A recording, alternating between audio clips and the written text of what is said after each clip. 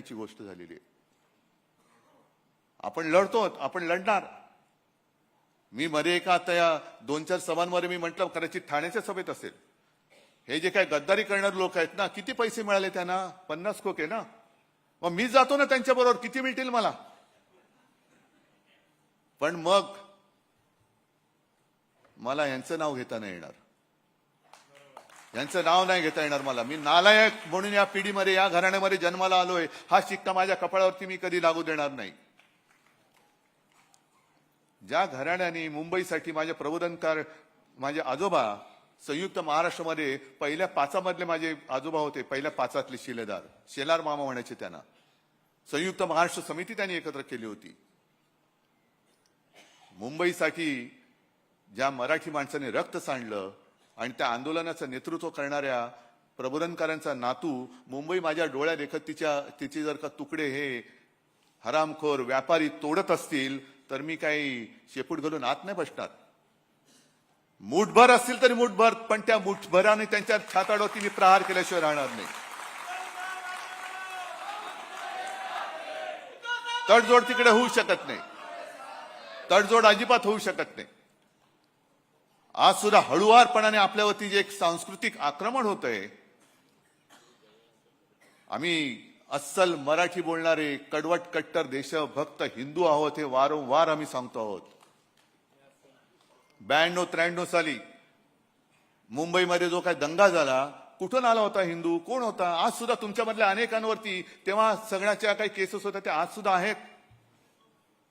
श्रीकृष्ण अहवालाचा जो काही आयोगाचा जो अहवाल आला, तो अहवाल आपण म्हणजे मनोहर जोशी मुख्यमंत्री होते, केराच्या टोपलीत टाकला होता।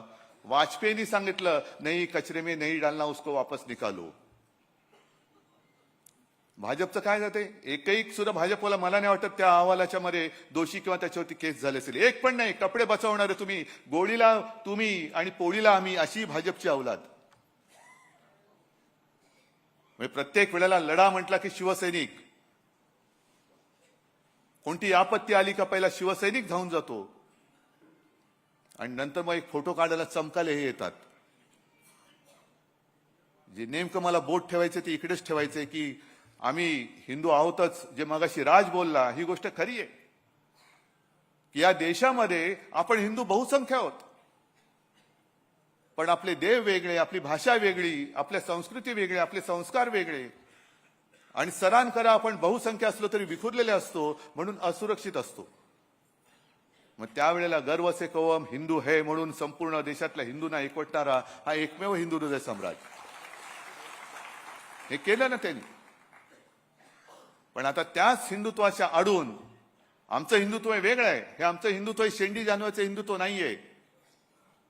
जो कोणी या देशाला आपली मातृभूमी मानतो, जो कोणी या देशासाठी मरायला तयार आहे, तो आमचा आहे, हे आमचं हिंदुत्व सांगतं, हे आमचं हिंदुत्व सांगतं।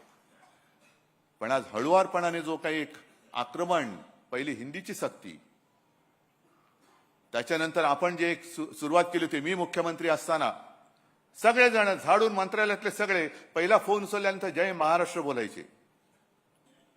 आज जय महाराष्ट्राला सुद्धा धोका निर्माण झालेला आहे। अनेक भगवे आता फडकायला लागलेले आहेत। नेमका कोणता भगवा? सगळेच भगवे, वेगवेगळे भगवे फडकतायत, वेगवेगळे उद्घोष सुरू झाले। आपल्या लोकसभेच्या गाण्यामधला जय भवानी जय शिवाजी हा शब्द काढायला सांगत होते का? आम्ही महाराष्ट्रामध्ये सगळ्यात उच्च स्वराने म्हणू तो जय भवानी जय शिवाजी आणि जय महाराष्ट्र हे आजपासून परत सुरू करा। अभिमानाने बोला जय महाराष्ट्र। आणि आवाज असा घुमला पाहिजे की समोरचा जो आपल्यावरती त्याचं संस्कृती लादणारा असेल, जागेवरतीच त्याचं जे काय व्हायचं ते झालं पाहिजे। जय महाराष्ट्र हे आजपासून जोरात सुरू करा। एकमेकाला भेटल्यानंतर अरे आम्ही सुद्धा जय जय रघुवीर समर्थ बोलणारे समर्थ रामदास सुद्धा आमचेच होते ना, मनाचे श्लोक त्यांनी शिकवले आम्हाला। महाराष्ट्रामध्ये जेवढे हिंदुत्व जपणारे साधू संत झाले तेवढे इतर प्रांतात झाले असतील तर आनंद आहे। पण आम्हाला जेवढी संस्कृती आणि एक सांस्कृतिक इतिहास आहे, संस्कार आहेत, त्याच्यामुळे आम्हाला कोणी काही संस्कार शिकवण्याची काही गरज नाही, हिंदुत्व शिकवण्याची तर काही कोणी अजिबात गरज नाहीये। लढायचं कसं तर आम्हाला शिकवूच नका, कारण आमच्या रक्तामध्ये लढाच आहे. सदांकदा आम्ही लढतच राहिलेलो आहोत. शिवसेनेचा जन्म हा सत्तेसाठी नाही झालेला, तर मराठी माणसाच्या भूमिपुत्रांसाठी, न्याय हक्कासाठी लढणारी शिवसेना म्हणून आपला जन्म झालेला आहे. सत्ता येते आणि सत्ता जाते, पण एकदा जर का नाव गेलं तर मग परत कधी मिळणार नाही. आम्ही त्या नावाला जपणारी माणसं आहोत. शिवसेना या वलयाला मी कोण आहे, काय असं माझं आहे. मला माहिती आहे की मी कधी कधी सांगतो की शिवसेना प्रमुखांपेक्षाही काकणभर जास्त प्रेम तुम्ही माझ्यावरती करता, आदित्यवर करता का? कारण मी शिवसेना प्रमुखांचा मुलगा आहे, याला जपला पाहिजे. हा शिवसेना प्रमुखांचा नातू आहे, याला जपला पाहिजे, म्हणून तुम्ही अधिक आमची काळजी घेता. नाही तर आमचं कर्तृत्व काय? पण त्या कर्तृत्व नसलं तरी सुद्धा मगाशी मी जे काय बोललो त्या जबाबदारीची मला पूर्ण जाणीव आहे. वादळात खेळत मी मोठा झालेलो आहे, पण वादळाची जबाबदारी, तुमच्या सगळ्यांची जबाबदारी माझ्या खांद्यावर घेऊन मी पुढे जातोय. ठीक आहे, एका निवडणुकीमध्ये आपल्या मनासारखं नसेल झालं, पण तरी सुद्धा आज एक थोडक्यामध्ये निसटता पराभव आपला झालाय.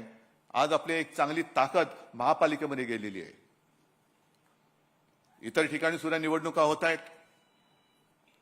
एक निवडणुका, आता निवडणुका जिंकण्याचं तंत्र त्यांनी एक विचित्र पद्धतीने अवलंबलेलं आहे.